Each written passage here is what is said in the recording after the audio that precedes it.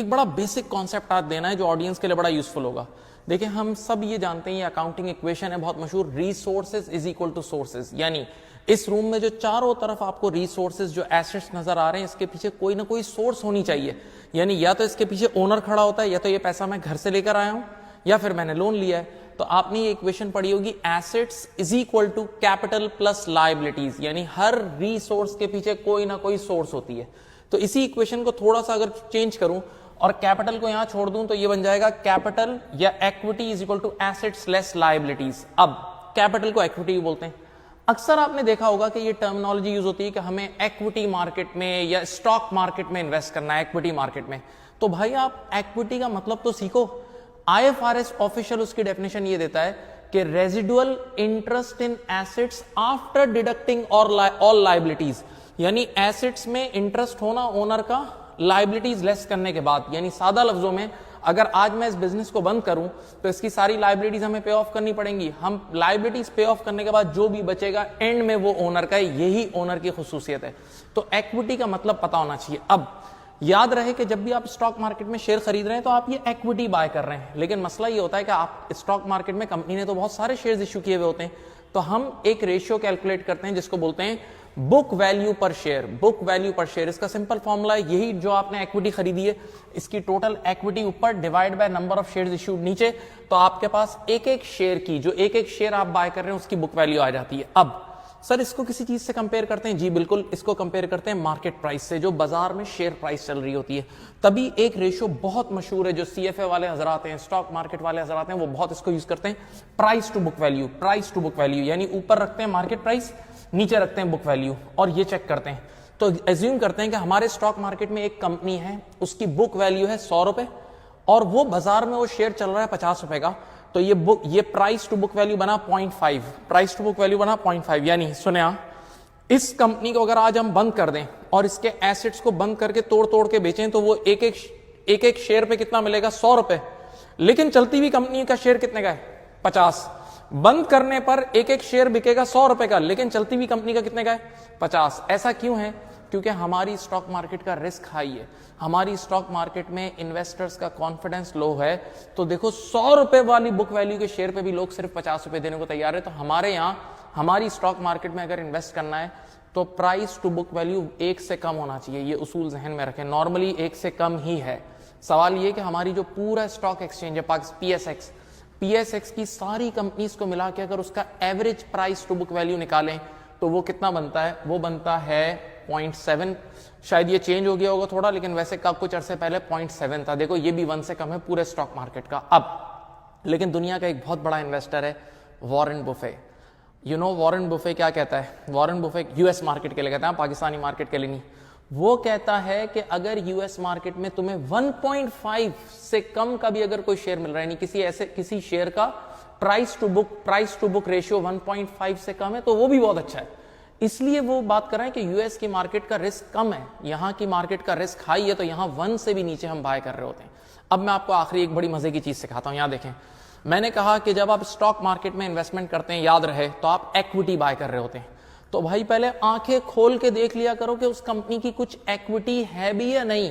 मिसाल के तौर पे इजी लेके चलता हूं, एक कंपनी आज शुरू हुई और डे 1 से आपके जो ओनर्स थे उन्होंने इन्वेस्टमेंट की थी 70, यानी इनिशियली इक्विटी कितनी थी? 70।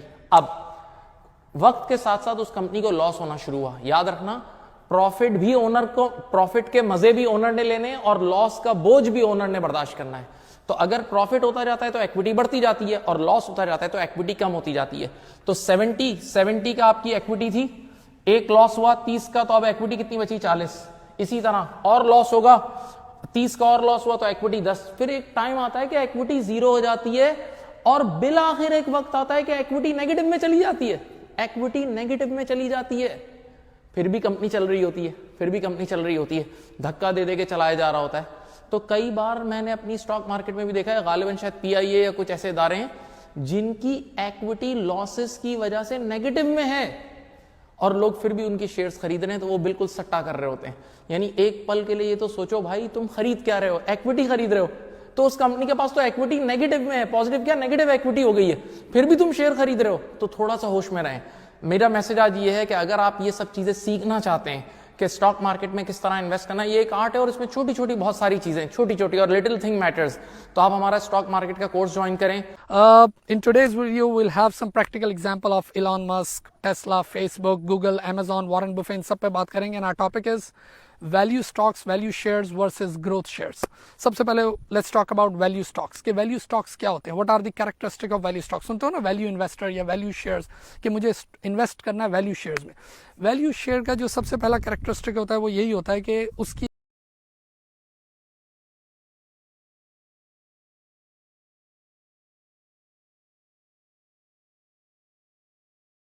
आपको प्राइस, एक तो इससे नाम से जाहिर है कि इट्स अ वैल्यू स्टॉक। और जब हम फाइनेंशियल वैल्यू की बात करें, इसका मतलब ये इसका डिविडेंड, जो शेयर होल्डर्स को प्रॉफिट डिस्ट्रीब्यूशन है ना, मैंने आम आदमी के लिए कहा डिविडेंड, वो उसका बहुत अच्छा होता है। सही है ना? यानी आप जब इन्वेस्ट करते हो ऐसे स्टॉक्स में तो कंपेयर टू इंटरेस्ट रेट, क्योंकि जब आप बैंक में भी तो इन्वेस्ट करते हो ना, यू गेट इंटरेस्ट, या आप इसको यानी इसमें आपको ऐसा होता है कि फिक्स डिपॉजिट और इंटरेस्ट से आपको कंपेरेटिवली अच्छा डिविडेंड मिल रहा होता है। फिर और दूसरा कैरेक्टरिस्टिक उसका ये है जो कि बहुत इंपॉर्टेंट है, द प्राइस, कि आपको ये यानी जिसको हम कहते हैं गुड बार्गेन, कि आपको ये कम कीमत में स्टॉक मिलता है, कि कम कीमत में आप स्टॉक उठाते हो। अब आप ये बोलेंगे कि साहब what do you mean by low price, what is good bargain, क्योंकि दैट्स अ सब्जेक्टिव इशू। तो मैं यहाँ पर बात करूंगा वॉरेन बुफे की। वॉरेन बुफे कहता है कि भाई good bargain is actually which is less than 1.5, सही ना, 1.5 प्राइस टू बुक रेशियो। ये क्या चीज़ है? देखो, प्राइस का मतलब तो आप सब समझते हो, मार्केट प्राइस, जो कंसिडरेशन आप देके शेयर उठाते हो। But what is book value? Book value का मतलब ये है कि अगर कंपनी आज डिस्पोज ऑफ हो जाए, यानी आज अगर ये कंपनी कोलैप्स हो जाए, तो हर शेयर होल्डर को उसके एसेट, मशीनरी, इक्विपमेंट, कैश वगैरह सब कुछ बेच के हर शेयर होल्डर को कितना पैसा मिलेगा। तो प्राइस ओवर बुक रेशियो, यानी अगर फॉर एग्जाम्पल अगर उसकी बुक वैल्यू $2 है, सही है ना, और उसकी प्राइस $3 है। अरे मार्केट में प्राइस चल रही है ना, शेयर प्राइस और बुक वैल्यू डिफरेंट है। मैंने अभी आपसे कहा कि मैं फिर कहता हूँ, बुक वैल्यू का मतलब कि अगर आज कंपनी कोलैप्स हो गई तो हर शेयर होल्डर अपने घर कितना लेके जाएगा, that's called the book value. और प्राइस तो आप समझते हो जो मार्केट प्राइस है पाकिस्तान स्टॉक एक्सचेंज या न्यूयॉर्क स्टॉक एक्सचेंज में जो चल रही है। तो वो कहता है कि प्राइस टू बुक रेशियो जो है वो लेस देन अगर 1.5 है तो इट्स अ गुड बार्गेन। अच्छा, ये इसने बात की न्यूयॉर्क स्टॉक एक्सचेंज के लिए, we not talking about Pakistan stock exchange, क्योंकि वो ज़रा एक्सेप्शनल बात है, बड़ा डिबेटेबल इशू है, क्योंकि मार्केट बहुत चीप है। तो पाकिस्तान का तो ये यानी स्टॉक मार्केट की ये हालत है कि 100 इंडेक्स जो है उसका ये price to book ratio average निकाले तो 0.7 है। अब आप भी बड़े हैरान होंगे कि ये ऐसा कैसे हो सकता है कि एक शेयर जिसकी बुक वैल्यू, बल्कि बाकायदा अभी एक शेयर को मैं देखा कि उसमें बाकायदा कैश पड़ा हुआ है पर शेयर होल्डर 19 रुपीज़, यानी 19 रुपया हर शेयर होल्डर के लिए कैश पड़ा हुआ है कि अगर आज कंपनी कोलैप्स हो गई तो 19 रुपया लेके घर चले जाओ, just the cash. Other assets वो भी हैं, लेकिन उसकी मार्केट प्राइस चल रही थी 12 रुपीज़, यानी 19 रुपये कैश पड़ा हुआ है और 12 रुपये। तो वो दैट्स एन एक्सेप्शनल थिंग। इसने बात की है किसके लिए? इसने बात की न्यूयॉर्क स्टॉक एक्सचेंज के लिए कि भाई अब देखें, अब आप समझ रहे हैं कि वैल्यू स्टॉक वो स्टॉक है जो ग्रोथ वाली बात नहीं करते। और वॉरेन बुफे वैल्यू इन्वेस्टर है, it's not like Elon Musk. वो वैल्यू इन्वेस्टर है, वो बोलता है मैं उन कंपनीज में पैसे लगाता हूँ जहां मुझे कम कीमत में शेयर मिले, खाया पिया आगे बढ़े, दैट्स इट। अच्छा, जब ये वैल्यू स्टॉक में इनका आगे ग्रोथ पर्सपेक्टिव और ये चीज़ें ज़्यादा नहीं होती तो ये क्या करते हैं, जाहिर है इनका पे आउट फिर अच्छा होता है, ये डिविडेंड देते हैं और शेयर होल्डर को बोलते हैं आप इंजॉय करो इसको।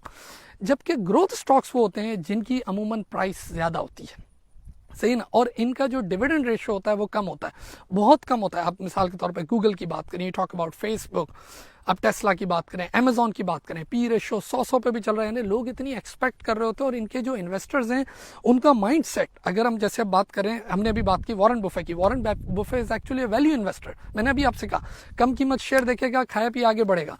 लेकिन अगर आप बात करते हैं एलॉन मस्क की, तो आपको पता है कि उसने जो पेपैल वगैरह जो बेचा $180 मिलियन में, उसके बाद क्या किया? अब आप में और जैसे मेरे जैसा बंदा करता तो 180 मिलियन आते फॉर्च्यून में, क्या करता भाई? गाड़ियां खरीद लेता, घर खरीद लेता, रिलैक्स हो जाता। इसने क्या किया? 80 मिलियन एक जगह लगाया, वो टेस्ला में, स्पेस एक्स में लगा दिया 100 मिलियन, रेंट भरने तक के पैसे नहीं थे। यानी इसका माइंडसेट ग्रोथ माइंडसेट है। अगर आप टेस्ला और स्पेस एक्स और इसकी बात करें एलॉन मस्क की, इस तरह if you talk about Facebook, उसके आप देखें वो ग्रोथ इन्वेस्टर है, मार्क जो है वो ग्रोथ इन्वेस्टर है, व्हाट्सएप, अमेज़न, वो इंस्टाग्राम, ये सारी चीज़ें वो बाय करता गया। मगर उसके तो कुलीग्स भी ये कहते हैं कि जब भी हम उसको आइडिया वगैरह भी देते हैं तो वो यही बात करता है कि इस आइडिया से ग्रोथ कैसे होगी। यानी अब इसमें अगर आप इन्वेस्टमेंट की बात करते हैं, इसमें you talking about the growth stock. इस तरह आप गूगल की बात करें। अच्छा, अब यहाँ पर एक बड़ा इल्मी नुक्ता कि इन स्टॉक में जब आप ग्रोथ की बात करें, इसका मतलब ये प्रॉफिट अर्न करते हैं और ये उसी प्रॉफिट को दे री invest and they make profit over profit. वही जो कंपाउंडिंग वाली बात की, आइंस्टाइन वाली बात, ये इसी तरह करते हैं। इसीलिए मैं आपको एक एग्जांपल दूं गूगल की, कि गूगल ने बाकायदा एक दफ़ा अपने शेयर होल्डर से पूछा इन दी एजीएम आई बिलीव, उसने कहा कि if we announce dividend although we are growth stock, अगर हम डिविडेंड दें तो what is your plan, like what are you going to do with the dividend, with the cash? तो लोगों ने आगे से रिस्पॉन्ड किया कि we'll do some shopping, किसी ने कहा हम फिक्स डिपॉजिट में लगा देंगे, किसी ने घर खरीद लेंगे। उन्होंने कहा फिर रहने दो, ये पैसा तुम्हारी जेब में जाए, इससे बेहतर है कि ये पैसा हमारे पास रहे। और वही वाली बात कि हम जो प्रॉफिट अर्न करेंगे हम उसी प्रॉफिट को विल री इन्वेस्ट, जो आपकी रिटेन अर्निंग्स और एक्यूमुलेटेड प्रॉफिट है उसको हम फिर री इन्वेस्ट करेंगे एंड विल मेक प्रॉफिट। यानी हम आपसे ज़्यादा अच्छा प्रॉफिट, हम आपसे ज़्यादा अच्छा पैसा बना सकते हैं, क्योंकि आप तो इधर उधर की चीज़ों पर लगा दोगे, हम आपके लिए पैसा ज़्यादा बनाएंगे और इस स्टॉक की वैल्यू को ऊपर लेके जाएंगे, और यही वो कंपाउंडिंग है। खैर this was the difference between the value stock और ग्रोथ स्टॉक, और आप भी अपने आप को देखें कि आपका माइंड सेट क्या है और फिर उसी हिसाब से इन्वेस्ट करें। खैर ये तो एक इन दोनों चीज़ों पर बात होगी, लेकिन if you not from financial background, if you're from financial background that's fine।